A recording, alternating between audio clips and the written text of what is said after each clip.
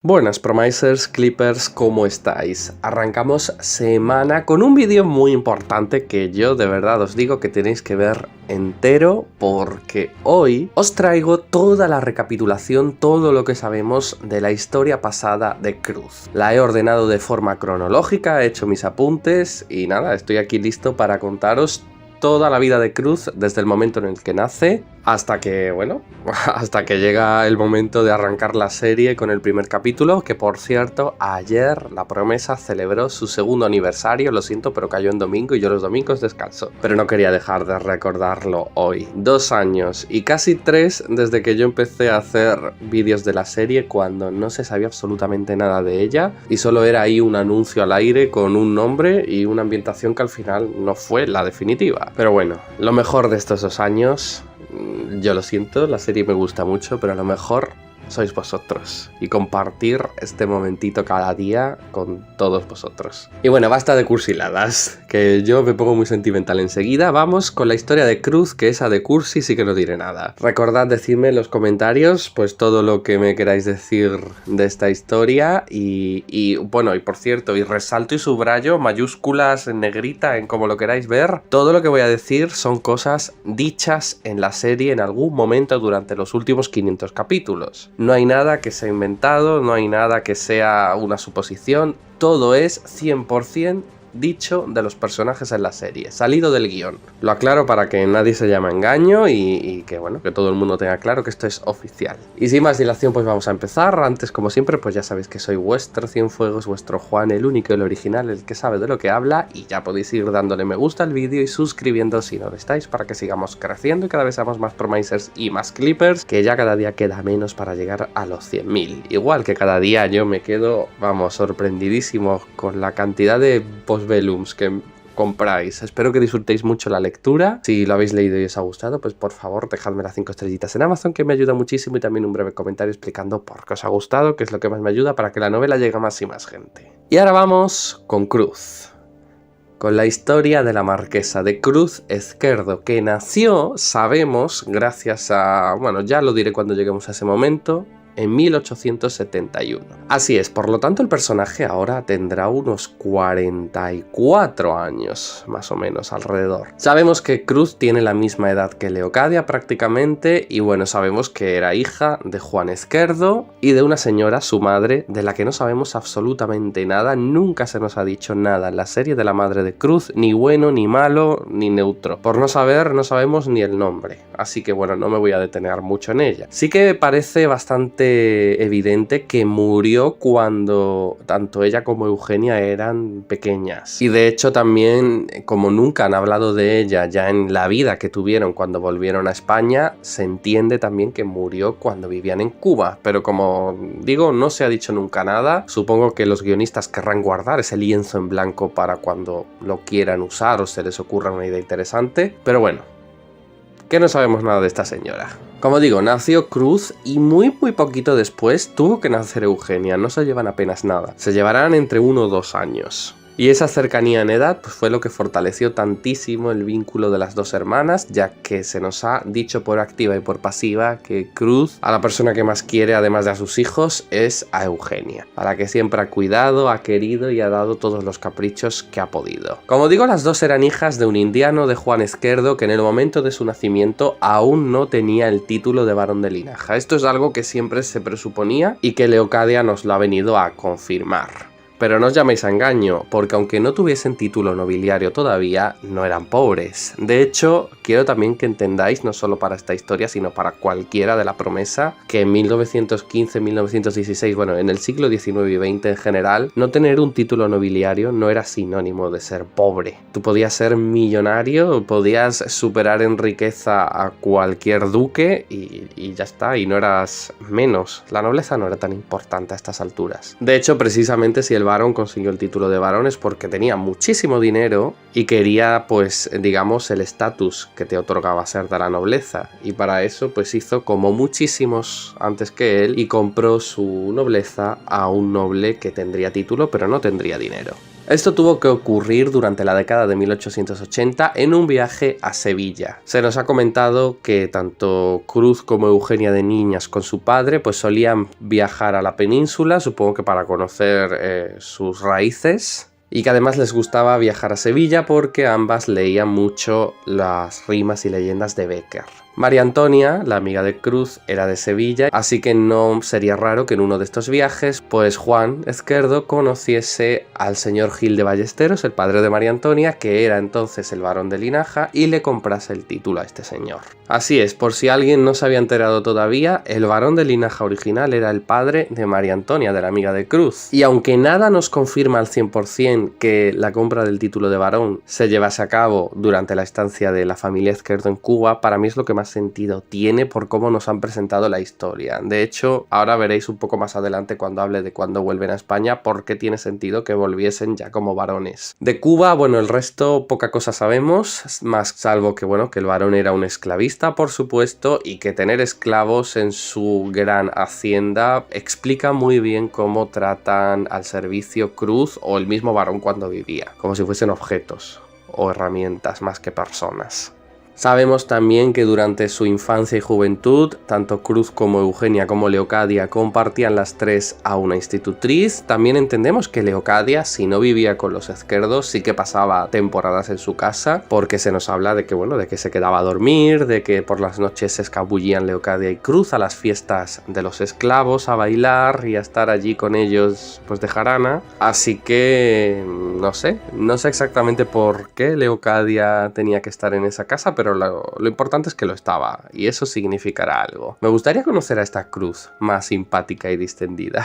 Sin embargo, todo cambiaría en octubre de 1886, cuando se decide abolir la esclavitud en la isla. Sin embargo, el varón y sus hijas no volvieron de inmediato a España tras esto, sino que siguieron intentando vivir de la mano de obra ajena. El varón intentó engañar a unos jornaleros de Granada, nos contaron al principio de la serie, para esclavizarlos en la isla. Sin embargo, esta estafa no le salió bien, hubo muchos que salieron heridos, muchos que murieron, pero la cosa terminó muy mal para el varón, que tuvo prácticamente que huir de Cuba y se marchó con sus hijas de vuelta a Andalucía. Entiendo que esto tuvo que ser alrededor de 1887, y Leocadia los seguiría de vuelta a España también.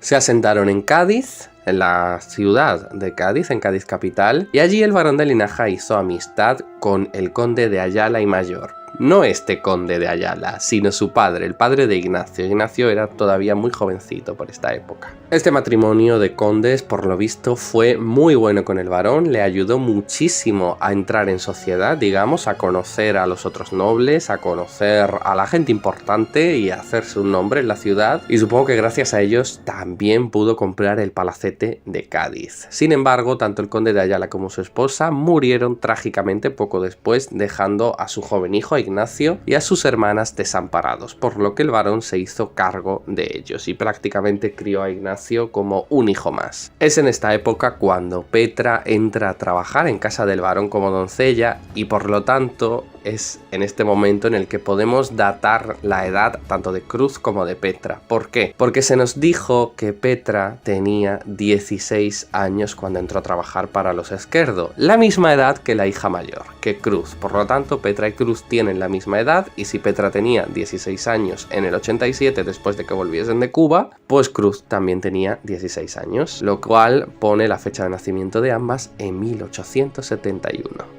Y les deja unos 45 años en el presente. El caso es que mientras Petra estaba trabajando en la casa, sufrió un intento de violación a manos de uno de los mozos que también faenaban allí, y Cruz la salvó. A partir de entonces, Cruz puso a Petra bajo su protección, nació así la relación que conocemos entre las dos, y le enseñó la joven Ezquerdo pues todo lo que una doncella personal tenía que saber para que Petra solo se hiciese cargo de ella y solo de ella, convirtiéndose así Petra con el tiempo en su doncella personal. Mientras tanto, el varón, pues viendo que sus hijas ya se hacían mayores, buscaba cómo seguir medrando gracias a sus matrimonios. Aunque en un principio llegó a considerar casar a Eugenia con Ignacio, no le convencía al muchacho. por lo que la terminó casando, como sabemos, con Lorenzo, con el capitán y conde de la Mata. Esta boda tuvo que ser alrededor de 1888 y 1889, cuando tanto Eugenia como Lorenzo eran muy jovencitos, cuando, bueno, obviamente ninguno de los dos quería casarse, parece que el varón tuvo mucha mano en esta boda. Cruz tampoco estaba muy convencida con esta boda porque no le gustaba a Lorenzo para su hermana, sabía que le iba a dar muy mala vida, pero bueno, lo importante es que siempre se nos ha dicho y ha estado muy claro estipulado en la serie que Eugenia y Lorenzo se casaron antes que Cruz y Alonso. De hecho, la boda de Eugenia y Lorenzo fue lo que espabiló a Cruz porque se dio cuenta de que si no se imponía a su padre, la terminarían también casando por conveniencia con cualquiera. Así que ella estuvo dispuesta desde este momento a enfrentarse a su padre para casarse libremente y por amor, que era lo que ella quería. Por esta época imagino que también tuvo que ser el momento en el que el varón y Cruz compraron el palacete de Luján y se marcharon a vivir allí para estar cerca de los recién casados de Eugenia y Lorenzo, que vivían en la Pardina, en el palacio de Lorenzo, que también sabemos que está cerca de Luján. Así que tuvo que ser por esta época que comenzasen a tratar a los entonces marqueses, a Alonso y Carmen, por lo que fue gracias a la boda de Eugenia y Lorenzo que Cruz conoció a esta gente. No he hablado de Rómulo, entiendo que para estas alturas ya tuvo que empezar a trabajar para los Esquerdo, pero no hay nada que nos diga si fue desde que vivían en Cádiz o desde que se instalaron en Luján, pero ya este es el punto, digamos, más tardío en la línea temporal en el que podemos considerar que Rómulo entró a trabajar para el varón. Todo mientras, como digo, el varón buscaba pretendientes a Cruz sin cesar, pero ella los rechazaba a todos. Ya fuesen duques, ya fuesen marqueses, ya fuesen millonarios. Porque Cruz había conocido a Alonso de Luján y se había enamorado, encaprichado, obsesionado con él. Estaba perdidamente enamorada del marqués y solo se casaría con él y por amor. Aunque Alonso, pues como ya sabemos, estaba casado. Sin embargo, qué suerte tuvo Cruz, que al poco tiempo, entre el 89 y 1890, Carmen murió. En teoría, Carmen y Cruz se hicieron muy amigas. Sin embargo, esto es algo que parece que lo dice la propia Cruz, pero que nadie llega a confirmar nunca, ya que cuando Cruz está presumiendo de su amistad con la difunta Carmen, Catalina, que para entonces pues tendría unos 7 años, le dice que ella no recuerda haberla visto nunca por la promesa ni a su madre hablar de ella. Olvidas que tu madre y yo éramos grandes amigas. Ella nunca lo mencionó.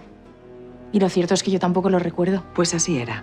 Así que no queda claro hasta qué punto Carmen y Cruz eran amigas o se lo estaba inventando la marquesa. El caso es que Carmen muere entre el 89 y el 90 y aunque Alonso tiene sendos acercamientos tanto con Dolores, que era la doncella personal de su esposa, como con la baronesa de Grazalema, con la que se plantea casarse, termina desposándose con Cruz. ¿Por qué? Por su dinero, porque el marquesado estaba arruinado y con la dote de Cruz podía reflotar la cosa. A Cruz esto le daba igual porque por fin podía casarse con el hombre que ella quería, ya que como dijo María Antonia, si Carmen no hubiese muerto, Cruz se hubiese quedado soltera y entera para los restos, esperando que Alonso quisiese estar con ella. Este matrimonio además fue de gran disgusto para el barón de Linaja, que siempre se opuso a este enlace y a esta unión y no aguantaba a Alonso. Cruz entonces se instala en la Promesa porque se convierte en marquesa y con ella llegan a vivir en la Promesa Rómulo y Petra, que comienzan a trabajar como mayordomo y como doncella personal. No sabemos qué fue del anterior mayordomo porque alguno habría antes que Rómulo, y la doncella personal anterior, Dolores, pues se convirtió en una simple doncella sin más. Al cabo del tiempo, entre el 1890 y 1891, nació Manuel, el primogénito de Cruz y Alonso, y básicamente durante este tiempo a la marquesa lo que le esperó fue una vida normal como marquesa de Luján, criando a Manuel y por supuesto maltratando a Tomás y Catalina.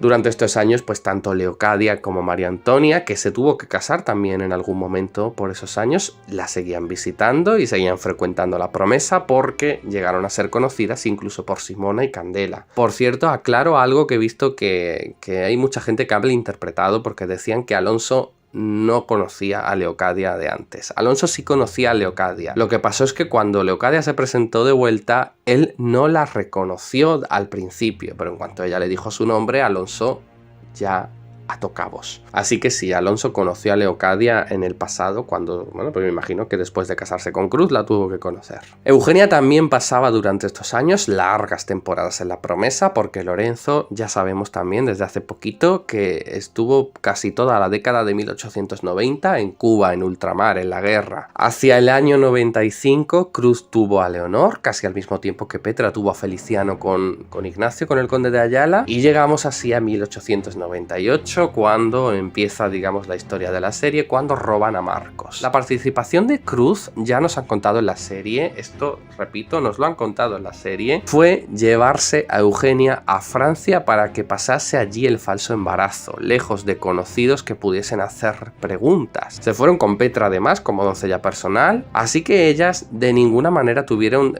digamos, mano física en el asesinato de Dolores. Estaban en Francia y allí recibieron al niño. Una vez con el niño en sus manos, pues las tres volvieron de Francia y lo presentaron como Curro, como el hijo recién nacido de Eugenia y Lorenzo. Sabemos también que Cruz se oponía a este plan, que ella no quería que este niño bastardo pasase a manos de su hermana y que fuese su sobrino, pero tuvo que acatar la orden de su padre, que fue, bueno, el que la obligó a ella a aceptar a este sobrino y el que obligó a Eugenia a aceptar este hijo. De alguna manera querían hacer justicia con Eugenia porque, bueno, había llegado a quedarse embarazada, pero de una paliza de Lorenzo había tanto perdido el niño como, bueno, perdido también la capacidad de andar. Se había quedado en silla de ruedas. En un misterioso accidente del que parece que no llegamos a saber toda la verdad, porque Lorenzo sigue jurando y perjurando que él no le hizo nunca eso a Eugenia y que la culpable de tal accidente fue Cruz. Pero como digo, esto nunca nos lo han aclarado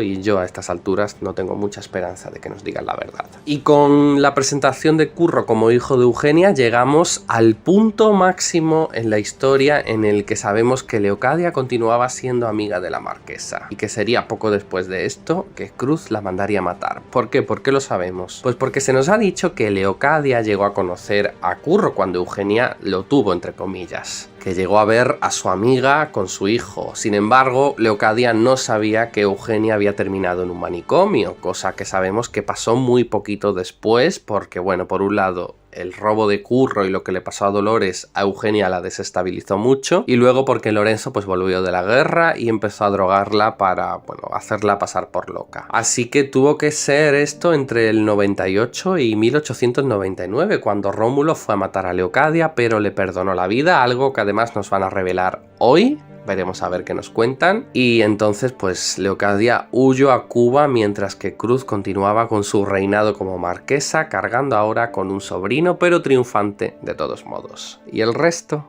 fue historia. Y esta es prácticamente la historia completa de Cruz. Creo que no me he dejado nada. Creo que me va a quedar un vídeo bastante largo, pero bueno, así tenéis toda la información, toda la vida y biografía de la marquesa bien recogidita en un vídeo. Repito, todos son datos dichos en la serie, no hay nada inventado, no hay nada que sea una suposición, todo viene de la serie. Así que bueno, me decís en los comentarios lo que os ha parecido todo, si os ha quedado todo claro, si tenéis alguna duda, alguna pregunta, pues me lo decís y yo intentaré responderla. Con muchas ganas de ver hoy qué explicación le da Rómulo a Cruz sobre por qué le perdonó la vida a Leocadia. Muchos tenemos la suposición de que fue porque estaba embarazada. Veremos a ver si se nos cumple y si esta muchacha misteriosa que llega a la promesa esta semana, Angelita, tiene algo que ver con ella, si es su hija o qué. Por lo pronto yo lo dejo por aquí, dejadme un buen me gusta, que bien lo merece hoy el vídeo, y también suscribíos si no lo estáis, que es lo que más me ayuda para que sigamos creciendo, que aquí es donde vais a tener el mejor contenido de la promesa, de más calidad y más fiable. Y por supuesto no puedo despedirme sin deciros que nada, que si tenéis todavía más ganas de historias de época, pues que tenéis disponible en Amazon mi novela Postbellum, un thriller de época ambientado en la España de 1920. Es un thriller pero está lleno de pasión y bueno, vais a ver que la lectura no os va a dejar indiferente porque bueno, va a parecer que estáis viviendo en esa época, que estáis viviendo en 1920, que estáis sintiendo la realidad de ese año día a día y bueno, y que con el vocabulario también va a parecer que estáis hablando como en la España de entonces, con ese castellano, digamos, pseudo antiguo, y tiene pues unos personajes, como digo, súper pasionales, con ese Acacio Alborg que no puede asumir de quién se ha enamorado y que sufre por ello, con ese Eren que esconde tantos secretos, un refugiado de la Primera Guerra Mundial, conflicto que se trata muy bien como lo vivió España entonces, y con una villana que, bueno, es una villana a la altura de Cruz y a la altura de todas las villanas que hemos tenido en las series diarias. Doña Juana Janeiro, una mujer de armas tomar, por supuesto, como siempre, enamorada de quien no debe. Como digo, está disponible en Amazon, tenéis el enlace tanto en la cajita de descripción como en el primer comentario fijado, y yo con esto me despido aquí. Así que muchas gracias por todo y nos vemos mañana con más vídeos. Adiós.